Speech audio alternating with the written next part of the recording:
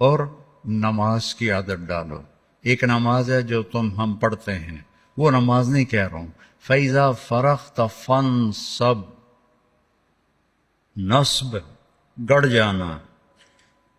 جیسے یہ بوتل ہے نا، یہ یہاں آ کے گڑی تو نہیں لیکن ایسے کھڑی ہے، تو اللہ کہہ رہا ہے فَانْصَبْ، ایسے جیسے لکڑی کو ٹھوکا جاتا ہے نا زمین میں، اور کچھ اس کا حصہ اندر چلا جاتا ہے اور اوپر والا ایسے ہو جاتا ہے، تو نماز کے لیے ایسے کھڑے ہو، ایسے.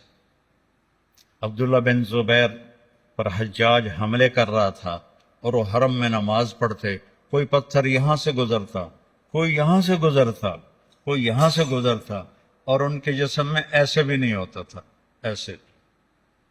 اتنے اطمینان سے نماز.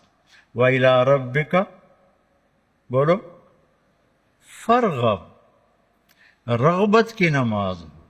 نماز میں دل لگے، نماز میں کھڑے ہو جاؤ، نماز میں کا انتظار کرو، نماز کو اپنے مسائل کے حل ہونے کا ذریعہ بناؤ. نماز میں دعائیں مانگنا سیکھو. ہم دعا نہیں مانگتے، دعائیں مانگنا سیکھو. یہ بہت بڑا سبب ہے. اسباب ظاہریہ اختیار کرو اور نماز کو سب سے بڑا سبب بناؤ. اذا حزبہ امر فزع الی الصلاۃ، جب کوئی مشکل آتی تھی آپ نماز پڑھتے تھے، جب کوئی مشکل آتی تھی آپ نماز پڑھتے تھے. 3 دن گزر گئے، کھانے کو کچھ نہیں ملا، تو حضرت عائشہ سے کہنے لگے چلو آج میں اللہ سے جا کے بات کرتا ہوں. مسجد میں گئے، نفل شروع کر دی. ایک ستون کے پیچھے 2 نفل پڑھتے، پھر سلام پھیر کے دوسرا ستون، اللہ اکبر، پھر سلام پھیرا تیسرا ستون، اللہ اکبر، پڑھے جا رہے ہیں. اتنے میں حضرت عثمان آئے. اما جان اللہ کے نبی کہاں ہیں؟ ان کا 3 دن سے فاقہ تھا، اللہ سے مانگنے گئے. تو وہ زارو قطار رونے لگے، مجھے کیوں نہ کہا، عبد الرحمن بن عوف کو کیوں نہ کہا، ثابت بن قیس کو کیوں نہ کہا. یہ سارے مالدار تھے. بھاگے بھاگے گھر گئے، پورا اونٹ بھر کے راشن کا لے کر آئے اور آ کر وہاں اللہ کے نبی کے گھر اتارا. اور پھر بھاگے بھاگے گئے اور گھر میں جو سالن تیار ہو گیا تھا وہ اٹھا کے لائے اور روٹیاں اٹھا کے لائے اور آ کر دیا کہ پکانے میں دیر لگے گی. جب اللہ کے نبی واپس آئے، پوچھا عائشہ کچھ ہوا؟ کہ یہ دیکھیں اللہ تعالیٰ نے سب کچھ کر دیا ہے. کہ یہ کون لایا ہے؟ کہ یہ عثمان لایا ہے. تو آپ نے ایسے ہاتھ اٹھائے، اے اللہ میں عثمان سے راضی ہوں، تو بھی اس سے راضی ہو جا. اے اللہ میں عثمان سے راضی ہوں، تو بھی اس سے راضی ہو جا. اے اللہ میں عثمان سے راضی ہوں، تو بھی اس سے راضی ہو جا. تو نماز کو اپنا وظیفہ بناؤ. یہ آج کل کے یہ سوشل میڈیا اور بہت سے ایسے نادان لوگ، یہ وظیفہ پڑھو، یہ وظیفے پڑھو، یہ پڑھو، یہ پڑھو، یہ سب فضولیات ہیں. سب سے بڑا وظیفہ نماز ہے اور دعا ہے. سب سے بڑا وظیفہ نماز ہے اور دعا ہے. باقی سب ڈھکوسلے ہیں. میرے اوپر جادو ہو گیا ہے، میرے اوپر اثر ہے، میرے اوپر جنات ہیں. یہ سب عاملوں کی جیب گرم کرنے کے اسباب ہیں. یہ کچھ بھی نہیں ہے، سب بک بک ہے، سب بک بک ہے.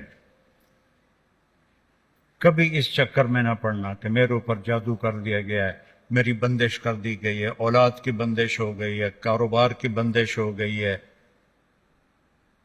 نماز جو موجود ہے، اللہ جو موجود ہے، تو کبھی عاملوں کے چکر میں نہیں پڑنا. کبھی جو وظیفے بتانے والے ہیں 1000 دفعہ یہ پڑھو، 1000 دفعہ یہ پڑھو، میرے سر میں درد ہے. اور ایک بزرگ کہنے لگے کہ آپ 1000 دفعہ سورہ اخلاص پڑھا کرو. میں کہا جی پھر تو پہلے انہوں نے ہور درد واد جاوے گا جو میں سر درد نال میں 1000 واری سورۃ اخلاص پڑھا کے میرے کو تو نماز دی رکعت وچ کلو اللہ مشکل پڑھی جاندی ہے. میں کہا جی یہ وظیفہ تسی اپنے کول ہی رکھو، یہ میرے واسطہ کوئی نہیں ہے.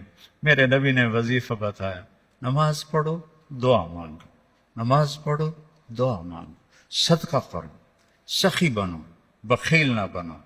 بخیل سے اللہ دوستی لگاتا نہیں اور سخی سے اللہ دوستی توڑتا نہیں، چاہے فاسق ہو. اور سخاوت کا مطلب کوئی بہت زیادہ خرچ کرنا نہیں ہے، وہ دل کی کیفیت کا نام ہے، وہ دل کی کیفیت کا نام ہے. تو غریب بھی سخی ہو سکتا ہے، مالدار بھی ہو سکتا ہے، غریب بھی بخیل ہو سکتا ہے، مالدار بھی ہو سکتا ہے، بخل خود پیدا ہوتا ہے، سخاوت کو پیدا کرنا پڑتا ہے۔ سخی بنو، مولویوں میں سخاوت بہت کم ہے، بلکہ ہے ہی کوئی نہیں، کیونکہ شروع سے لینے کا جو کام شروع ہو جاتا ہے تو دینے کو دل ہی نہیں کرتا۔ تو دینا سیکھو تاکہ اللہ تمہیں دے، کھلانا سیکھو اللہ تمہیں کھلائے، پلانا سیکھو اللہ تمہیں پلائے۔ پھر سب سے بڑی سخاوت ہے جس پہ ناراضگی ہے معاف کر دو۔ سب سے بڑی تواضع ہے جس پہ زیادتی کی ہے اس سے جا کے معافی مانگ لو۔ معافی مانگنا اس سے بڑی تواضع کوئی نہیں، معاف کر دینا اس سے بڑی سخاوت کوئی نہیں ہے۔ اور اللہ کو سخی سے پیار ہے، وہ فاسق ہی کیوں نہ ہو۔ سامری نے بچڑے کی پوجا کروائی، اللہ نے کہا ان سب کو قتل کرو، وہ قتل ہو گئے۔ سامری نے پکڑا ہوا آ گیا، اللہ نے کہا موسیٰ سامری کو چھوڑ دے۔ کہ یا اللہ وہ بدبخت تو سب کو بچڑے کی پوجا پہ لگانے والا۔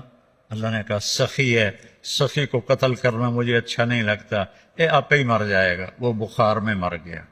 تو سخاوت ایسی چیز ہے جو کفر و نفاق میں بھی کام دے جاتی ہے۔ بیٹا سخی بنو۔ اور ایک سخاوت بتائیے جس پہ کوئی پیسے نہیں لگتے، معاف کرنا سیکھو، معاف کرنا سیکھو، درگزر کرنا سیکھو، اپنی کوتاہی کا کھل کے اعتراف کرو۔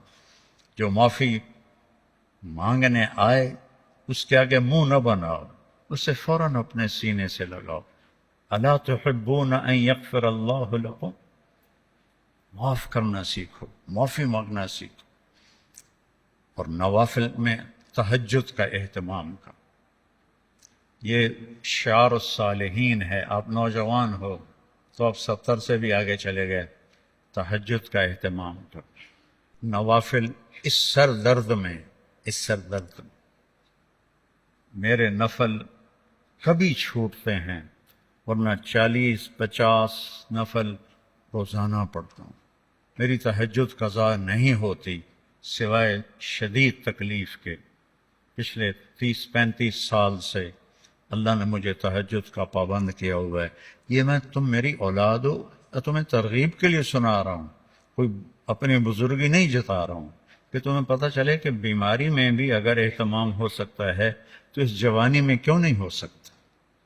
جلدی سو، جلدی اٹھ، اس موبائل پہ کھیلنا چھوڑ دو، یہ تمہارا بہت وقت ضائع کرتا ہے۔ اس موبائل سے کھیلنا چھوڑ دو، اس کو دیکھنا چھوڑ دو، وہ وقت مطالعے پہ لگاؤ، تلاوت پہ لگاؤ، ذکر پہ لگاؤ، تسبیح پہ لگاؤ، لوگوں کی خدمت پہ لگاؤ۔